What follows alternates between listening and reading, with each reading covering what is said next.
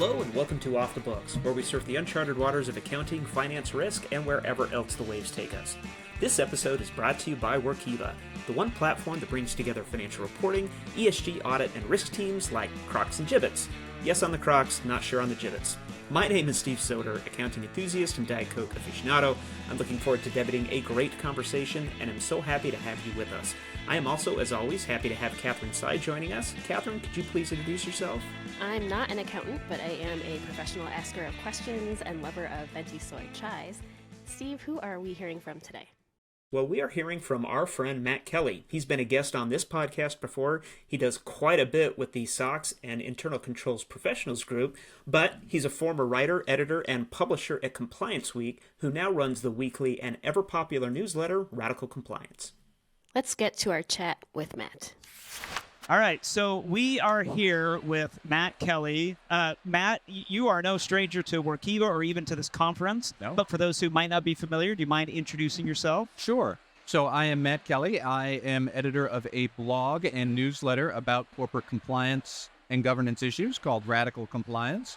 And my audience, my readers, are generally the people who are here at the conference today. I have come here probably about 10 years or so.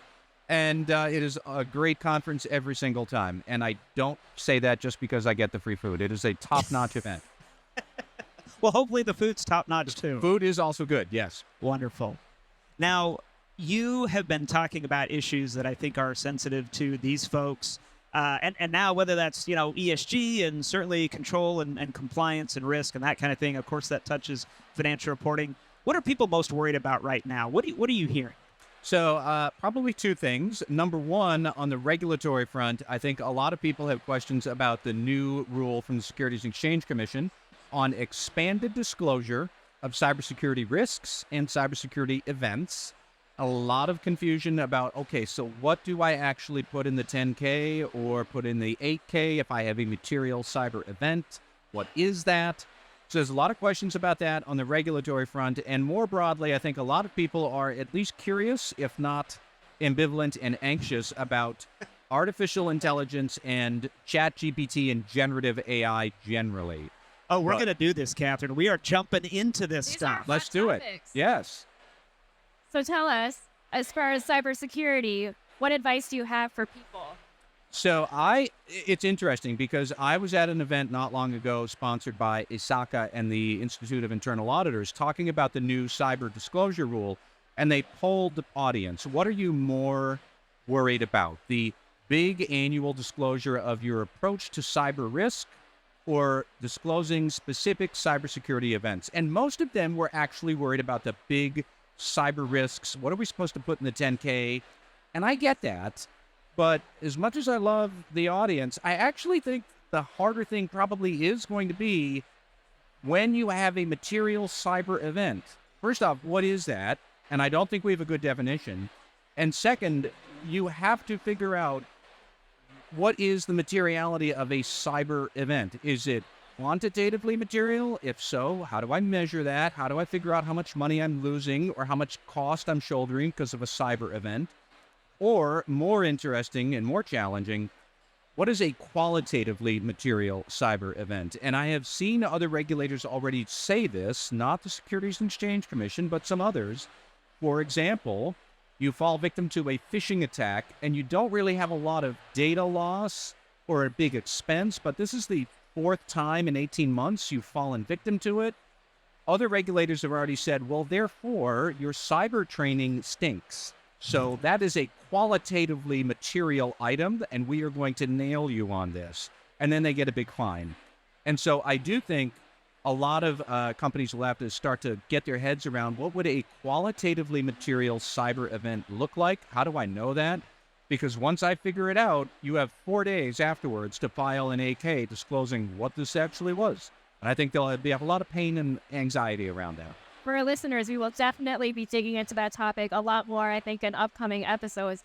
I do want to talk to you also about Gen AI because I know the two of you are also talking about it at Amplify. Yes, we are. So can you give us a preview?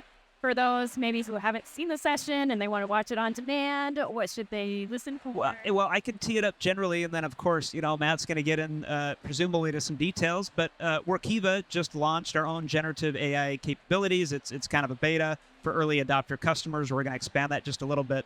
So certainly that has a lot of people's attention, and we'll talk a little bit about that this session.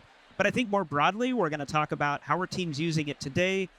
Matt is going to talk about some of the risks. We even have one of those early adopters going to be on the panel to talk about how they have specifically been using the tech.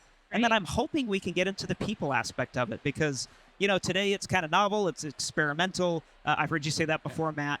But I think that over time, you're probably going to start to see some real impact to the human aspect of things as to how they use that technology. I'm hoping we break that down at the session. Yeah. I mean, I would say... to the obvious question on everyone's mind, oh Lord, is ChatGPT going to take my job and leave me unemployed? No, it's not.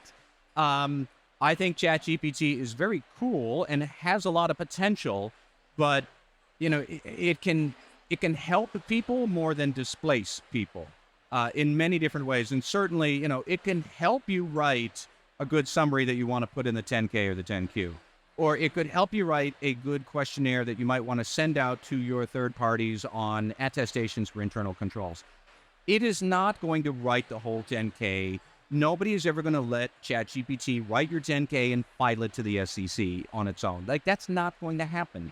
It's much more about how could we use this smartly, because as cool as generative AI is, it is still very much in its infancy. It still can make a lot of what we would think are elementary mistakes, a lot of questions around hallucinations, and is what I'm reading from ChatGPT or whatever I'm using, is that actually accurate? Is it true? How could I, a company, use the sort of technology that it offers on my own data? And then I know that it's probably more in my comfort zone. And, those are some great potentials that we are, again, we're on step 2 of a 985-step process. And, we will probably not get to step 985 before any of us and our children are fully grown and already retired. It is a long, long curve before we get to anything that it displaces. I don't see that happening. Okay, well, Matt Kelly said so I think it's probably true. Well, it has to be. But I will tell you that if I end up losing my job because we get a generative AI off-the-books podcast host, I'm coming for you. It can sample your voice, and then we can have it start asking its own questions. But it's never going to have the same flair and humor as we all do here. Or same Diet Coke addiction. You know what, chat? Yep. Generative AI doesn't drink Diet Coke, I would assume. But if it did, I might like it more. And I already like it a fair bit. So there you go. Let's take a quick break from our chat with Matt Kelly for this commercial break. Today's episode of Off the Books is brought to you by Workiva. In today's world, musicians can make money in several ways. And while it may seem simple, it's actually quite complicated. Seriously, just Google how musicians make money. For the sake of time, we'll only mention a few. Live performances, merch, and streaming royalties. And while there are always exceptions, most artists aren't making a living redoing their work. But, as you might have guessed, we're here to discuss an exception. Recently, one musician's been seeing success redoing her work. You might know her all too well. These re-recorded albums are making quite the splash in the music industry, breaking new records, re-engaging fans, and making that money. But repetitive work in your audit and risk processes simply isn't benefiting you, is it, dear listener? If you're wasting valuable time chasing down evidence requests or manually updating status reports, then it's time to discover what Workiva can do for you. Automate all that awful stuff so you can spend more time on value-added work. Audit and risk teams plus Workiva? It's a love story. Just go to workiva.com/risk. That's WORKIVA.com/risk and say yes. All right, and we are back with our closing question for Matt Kelly of Radical Compliance. Matt, as we get ready to wrap up here, we've been asking everybody, do you have any survival tips for getting the most out of conferences like Amplify? You've been to many, including this one. Anything to share? Well, I do like the fact that you put your wild party at the end rather at the beginning, because that's, if you go to the wild party at the beginning, you're never going to catch up. But the wild party, for anybody who is listening, is really fun. No, I do think that there are an awful lot of opportunities to meet other people. I've always been struck by how enthusiastic the Workiva user base is, and we can see them all and hear them all in the background here. They're already all talking. As good as the sessions are, which they are, and I mostly come here just to see what else I could write about in my blog or in my newsletter. It's always good to be able to meet other people and just hear what are they saying about what they're actually doing with your product, with other issues they're grappling with, anything else that's going on. And then I get the free food and the wild party at the end. I love it. Yeah. Can't wait to read your next blog post. That's right. Well, and actually, I will put in a quick plug. I get the blog, I get the newsletter, it comes out Friday afternoons. I look forward to it. It's got a great meme, it's got other great stuff in it, and you do actually a lot more than the newsletter. So, Matt Kelly from Radical Compliance, thank you so much for stopping by. We appreciate it. Happy to do it. And big thanks again to Matt Kelly of Radical Compliance. You can check out his newsletter at radicalcompliance.com. And thank you, dear listener, for surfing along with us. I'm Catherine Sy, that was Steve Soder, and this has been Off the Books, presented by Workiva. Please follow us, tell your friends to follow us if you like the show.